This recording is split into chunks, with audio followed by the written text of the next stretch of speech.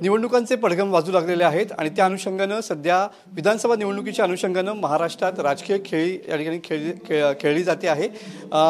जिजाऊ संस्थासुद्धा या ठिकाणी महाराष्ट्रामध्ये विधानसभेला उमेदवार देणार आहेत। आपल्यासोबत स्वतः निलेश साबळे सर आहेत। सर, काय सांगाल, महाराष्ट्रामध्ये एकूण किती जागांवरती आपण निवडणूक लढवणार आहात? सध्या आपली संस्था गेली 16 वर्षभर कोकणच्या 5 जिल्ह्यामध्ये शिक्षण आरोग्यावर काम करते, महिला सक्षमीकरणावर काम करते, रोजगारावर काम करते।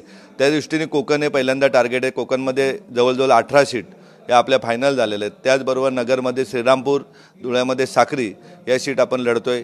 अद्याप वेळ आहे, चांगले उमेदवार मिळतील जे चांगले समाजाप्रती प्रेम असणारे असतील। राजकारण हे स्वतःचं पोट भरण्यासाठी नाही तर 100% समाजाच्या सेवेसाठी असेल, असे उमेदवार जिथे जिथे मिळतील त्यांना आम्ही उमेदवारी देऊ। तिसरी आघाडी किंवा महाविकास आघाडी किंवा महायुतीने कुठल्या तुमच्याशी संपर्क केला आहे का? अद्याप कोणाशी काही संपर्क झालेला नाही आहे।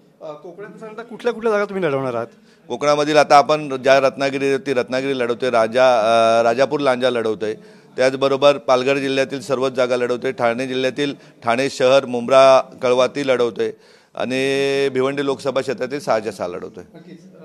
निलेश साबळे सर, कॅमेरामन समित गजनेसह मी मनोज लेले, TV9 मराठी, रत्नागिरी।